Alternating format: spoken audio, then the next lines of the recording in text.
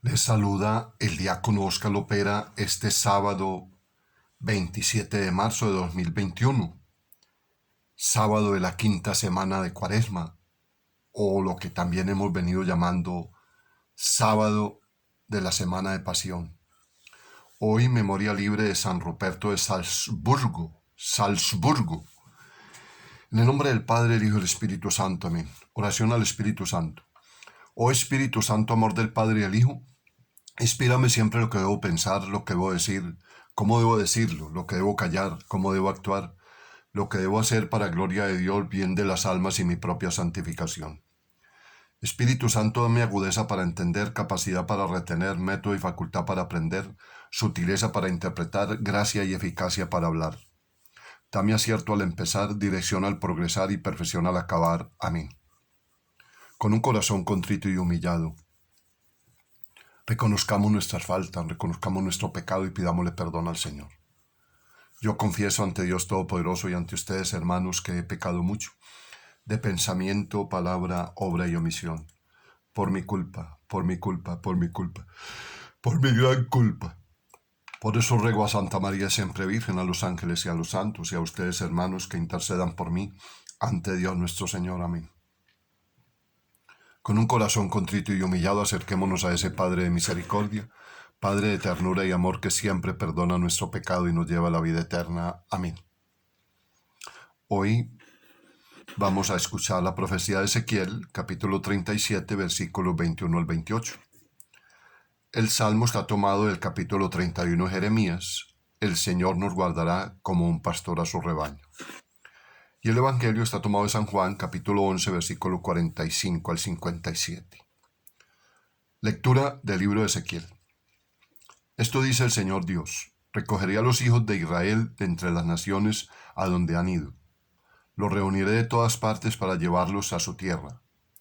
Los hará una sola nación en mi tierra y en los montes de Israel. Un solo rey reinará sobre todos ellos. Ya no serán dos naciones ni volverán a dividirse en dos reinos.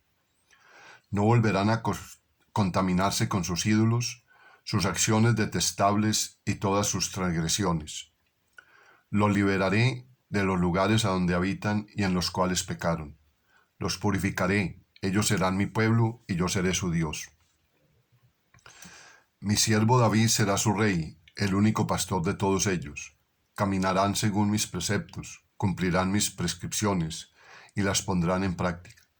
Habitarán en la tierra que yo di a mi siervo Jacob, en la que habitaron sus padres, allí habitarán ellos, sus hijos y los hijos de sus hijos para siempre, y mi siervo David será su príncipe para siempre. Haré con ellos una alianza de paz, una alianza eterna. Los estableceré, los multiplicaré, y pondré entre ellos mi santuario para siempre.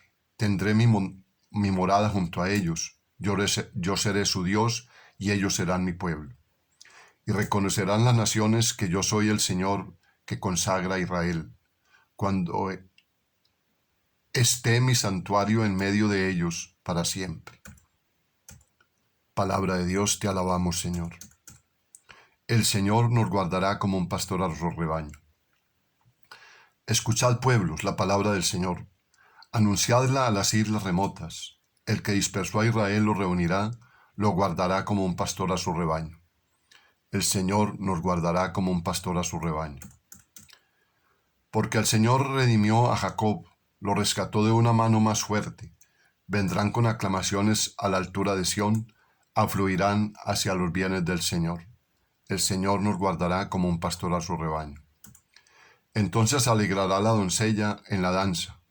Gozarán los jóvenes y los viejos. Convertiré su tristeza en gozo.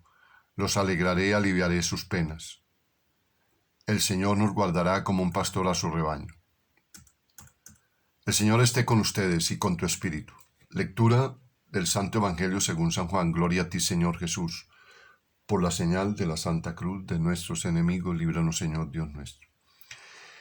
En aquel tiempo, muchos judíos que habían venido a casa de María, al ver lo que había hecho Jesús, creyeron en él. Pero algunos acudieron a los fariseos y les contaron lo que había hecho Jesús. Los sumos sacerdotes y los fariseos convocaron el Sanedrín y dijeron: ¿Qué hacemos? Este hombre hace muchos signos. Si lo dejamos seguir, todos creerán en él, y vendrán los romanos y nos destruirán el lugar santo y la nación. Uno de ellos, Caifás, que era sumo sacerdote aquel año, les dijo: Vosotros no entendéis ni palabra. ¿No comprendéis que os conviene que uno muera por el pueblo y que no perezca la nación entera? Esto no lo dijo por propio impulso, sino que, por ser sumo sacerdote aquel año, habló proféticamente, anunciando que Jesús iba a morir por la nación, y no solo por la nación, sino también para reunir a los hijos de Dios dispersos. Y aquel día decidieron darle muerte. Por eso Jesús ya no andaba públicamente entre los judíos, sino que se retiró a la región vecina, al desierto, a una ciudad llamada Efraín, y pasaba allí el tiempo con los discípulos. Se acercaba la Pascua de los judíos, y muchos de aquella región subían a Jerusalén antes de la Pascua para purificarse. Buscaban a Jesús y estando en el templo se preguntaban: ¿qué os parece? ¿Vendrá la fiesta? Los sumos sacerdotes y los fariseos habían mandado que el que se enterase de dónde estaba les avisara para prenderlo. Palabra del Señor, gloria a ti, Señor Jesús. Para reunir a los hijos de Dios dispersos. La tensión entre Jesús y los judíos, fariseos y sumos sacerdotes ha llegado a un punto de no retorno. Ya no se trata de polémica sobre la ley, ni de amenazas más o menos veladas, o de ataques como intentos de lapidación, más o menos espontáneos. Ahora se celebra una reunión oficial del más alto nivel y se toma una decisión en toda regla, y se dan las instrucciones para su cumplimiento. Es curioso y trágico, paradójico, que el motivo final de la decisión de darle muerte sea el hecho de que Jesús ha devuelto la vida a un hombre. La ceguera de los líderes del pueblo es total. No lo ven como un signo definitivo de su mesianismo, de que Dios actúa por medio de él, sino como una amenaza. Amenaza para su poder religioso, amenaza política para las posibles represalias romanas. Los cálculos humanos y los intereses de corto alcance les han cegado para ver lo que, por otro lado, parece evidente. Dios mismo actúa en y por Jesús. Juan, que siempre juega en dos planos, el de la comprensión meramente humana y la de los planes de Dios. Mis pensamientos no son vuestros pensamientos, y mis caminos no son vuestros caminos, dice el Señor en el profeta Isaías 55:8. Ven las palabras de Caifás que pronuncian la sentencia de muerte de Jesús, un oráculo profético que trasciende por completo la intención del sumo sacerdote. Siendo de aquí abajo, decide la muerte de Jesús por cálculos políticos y religiosos, pero por el cargo que ocupa, que proviene de allá arriba, expresa el verdadero sentido de esa muerte. Sin quererlo ni pensarlo, da en el clavo. Jesús va a morir por todo el pueblo, y no solo, sino que iba a reunir a los hijos de Dios dispersos. Es altamente significativo que la profecía de Ezequiel no se refiera a Judá, sino a Israel, que se había dispersado definitivamente casi 200 años antes de la deportación de Babilonia. Israel había dejado de existir como pueblo, se había disuelto entre todas las naciones. La profecía de Ezequiel se puede entender como una reunificación que en el fondo afecta a la humanidad entera en torno a un rey y pastor que trasciende toda significación política. Jesús entrega su vida libremente, por eso no se oculta, y tras su retirada de Efraín se prepara a regresar a Jerusalén, pese a los graves peligros que se ciernen sobre él. Aceptar libremente la muerte por amor significa tocar el centro neurálgico del drama del hombre, exiliado de Dios por el pecado, condenado a una muerte para siempre, como decíamos 2 días atrás. La muerte no sabe de razas, ni de condición social, ni de partidos, ni de ideologías, ni de religión. Yendo libremente hacia la muerte, Jesús se adentra en el lugar en el que todos, sin excepción, somos iguales. Solo dando la vida es posible reunir a todos los seres humanos dispersos en una familia nueva, la de los hijos de Dios. Jesús se apresta a volver a Jerusalén. Nosotros, discípulos suyos, debemos estar dispuestos a acompañarlo, a ser testigos de su pasión, para poder proclamar después su resurrección. Mañana, Domingo de Ramos, nos adentramos en la Semana Santa, el giro decisivo de la historia de la humanidad. Ya están pisando nuestros pies tus umbrales, Jerusalén. Salmo 122, versículo 2. Hasta ahí tenemos pues para este sábado la reflexión.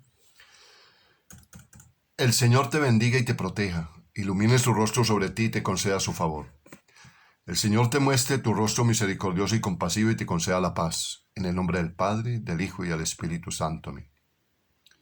Es la bendición que Dios le transmite a Moisés. Moisés, a su vez, se la transmite a Aarón para que Aarón la transmita al pueblo de Israel. Nosotros hoy en estos momentos de crisis, de pandemia, crisis en todos los aspectos, hay crisis espiritual, crisis de fe, crisis emocional, crisis económica, crisis afectiva, en fin. ¿Cuánto bien puede hacer esta bendición? ¿Cuál es la situación? Hagámoslo con una convicción de que Dios en Jesús nos bendice. Bendigamos a nuestros hijos, motivamos a nuestros hijos que nos bendigan.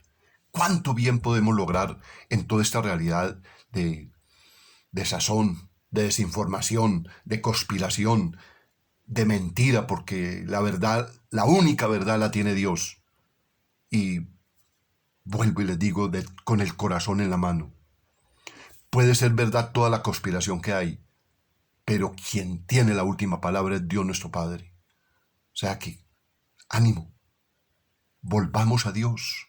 Que esta semana mayor, esta Semana Santa sea el motivo sea el tiempo propicio para no ir de paseo, para no ir de parranda, sino al contrario, recuperar mi vida espiritual, recuperar mi intimidad con ese Padre que me ama, que entregó a su propio Hijo para que muriera en la cruz y me salvara. Es lo que debemos hacer. Es verdad, mucha gente dice que todas esas informaciones de cifras, que eso es mentira. Pero, ¿qué podemos hacer humanamente ante esta realidad? Hagamos lo que está en nuestras manos. Protegernos, utilizar tapabocas, lavarnos las manos constantemente, desinfectarnos, distanciamiento social. No visitemos familia que está en este momento vulnerable por la edad, por los achaques que ha tenido, por las diferentes enfermedades. Entonces, hagamos lo que está en nuestras manos. Lo demás, pongámoslo al Señor en sus manos. Estamos en el año de San José. El Papa León XIII ha redactado una oración muy bella. A ti, oh bendito José. A ti, bienaventurado San José, acudimos en nuestra tribulación, y después de invocar el auxilio de tu Santísima Esposa, solicitamos también confiados tu patrocinio, por aquella caridad que con la Inmaculada Virgen María, Madre de Dios, te tuvo unido, y por el amor paterno con que abrazaste al niño Jesús, humildemente te suplicamos, vuelva al benigno los ojos a la herencia que con su sangre adquirió Jesucristo, y con tu poder y auxilio socorra nuestras necesidades. Protege, providentísimo custodio de la Sagrada Familia, la escogida y descendencia de Jesucristo. Aparta de nosotros toda mancha de error y corrupción. Asístenos propicio desde el cielo, fortísimo libertador nuestro, en esta lucha con el poder de las tinieblas, y como en otro tiempo librasteis al niño Jesús del inminente peligro de la vida, así ahora defiende a la Iglesia Santa de Dios de las acechanzas de sus enemigos y de toda adversidad. Y a cada uno de nosotros protégenos con el perpetuo patrocinio, para que a tu ejemplo y sostenidos por tu auxilio, podamos santamente vivir y piadosamente morir y alcanzar en el cielo la eterna felicidad. Amén. Señor les bendice en el nombre del Padre, del Hijo y del Espíritu Santo. Amén. Que tengan todos una feliz Semana Santa y que verdaderamente todos nos aprestemos a resucitar con Cristo en la Pascua. La Virgen los acompañe.